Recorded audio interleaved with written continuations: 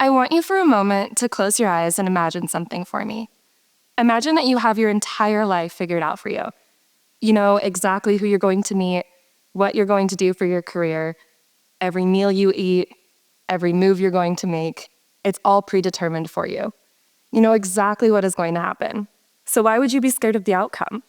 Now open your eyes. That was pretty boring, right? A couple of years ago, I would have done anything to see the play-by-play of my life. I remember sitting in my college apartment after switching my major for the fourth time, wondering what in the heck I was doing with my life. I was just a kid with big dreams who had this paralyzing fear of failure. When I finally landed on a career path in finance, I quickly realized that it wasn't for me. But instead of listening to my intuition, I spent years just going through the motions of showing up for work, pretending to enjoy it, getting the Sunday scaries, and repeat. It wasn't until 2 years into that career that I took a good hard look at my life and I knew that I needed to try something new. One afternoon, I was wandering around downtown Phoenix with some friends, and I will never forget seeing an F. Scott Fitzgerald quote in a window that read, "I hope you live a life you're proud of, and if you find that you're not, I hope you have the courage to start all over again." 3 weeks later, I found myself packing up all of my belongings into my little white Hyundai Elantra and making the 17-hour drive to Corpus Christi, Texas. There I was, in my early 20s, all by myself for the first time in my life, and about to start a new career as a leasing manager. I didn't know a soul in Texas, nor had I ever been there before. On the outside, cool as a cucumber. I was excited and I was ambitious. On the inside, paralyzed with fear. I had zero management experience prior to that first role as a leasing manager.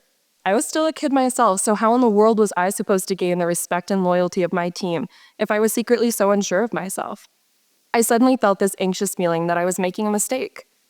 What happens if I'm not good at this and I disappoint everyone? How long can I fake it before someone finds out that I'm figuring everything out on the fly?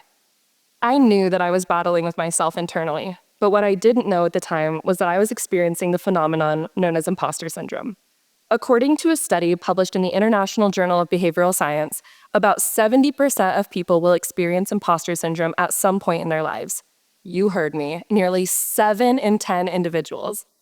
But what exactly is it? Imposter syndrome is defined as the persistent feeling of being a fraud despite your achievements.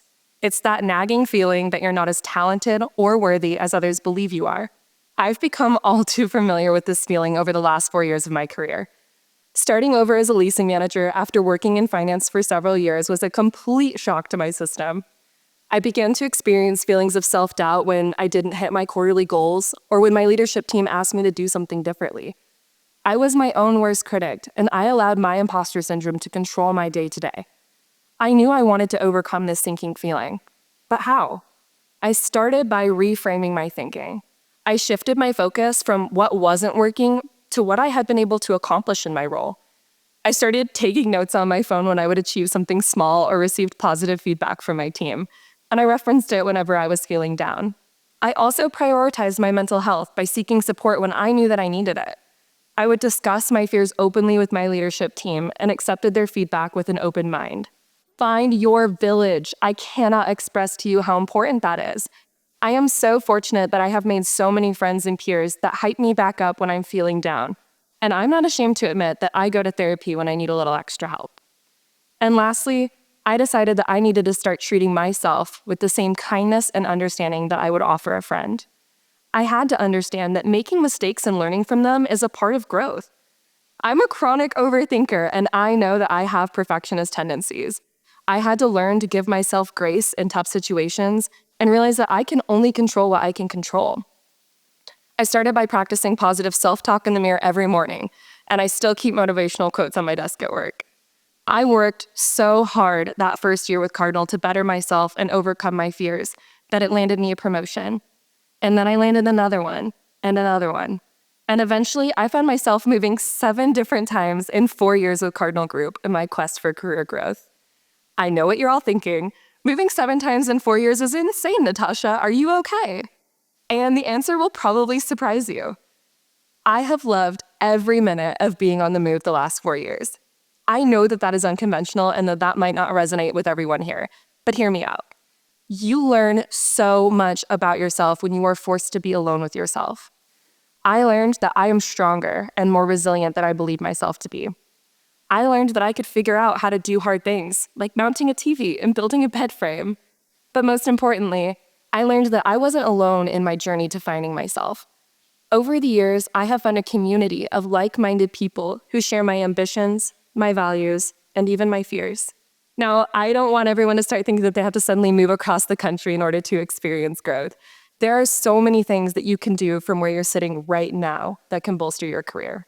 If you're just starting out in your career journey and you're in the same shoes that I was in 4 years ago, I recommend you start by finding an industry that inspires you. If it's property management, that's great. But what if you always imagined yourself working in design or healthcare? Or you've dreamed of being a professional Olympic breakdancer like that girl from Australia? Those dreams are all okay too. Reach out to someone who has your dream role and network with them, or schedule a one-on-one meeting with your boss and discuss your next move. I encourage you to try something outside of your comfort zone because, like myself, you might find that it was what you were always meant to do. This message is also for those of you who may be tenured leaders already but are unhappy with where you're at.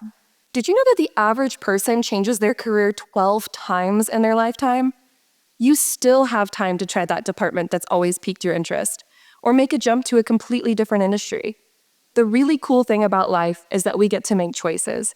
It just depends on how far you are willing to go to create your own happiness.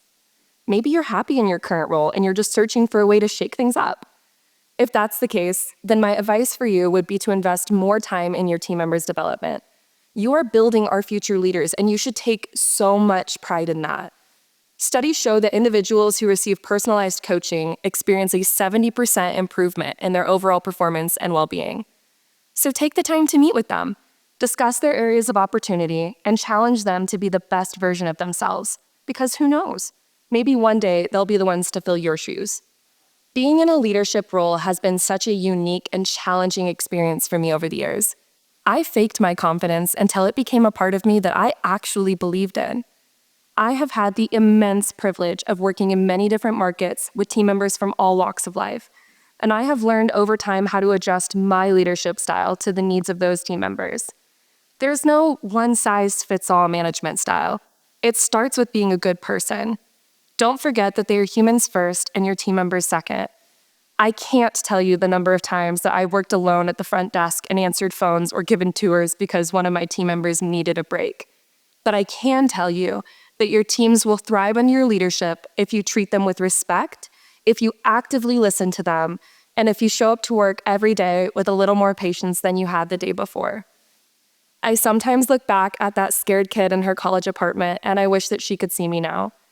I have been so fortunate to have acquired many useful tools and an amazing village of supporters over the years, all because I took a chance on myself and made steps towards overcoming my imposter syndrome.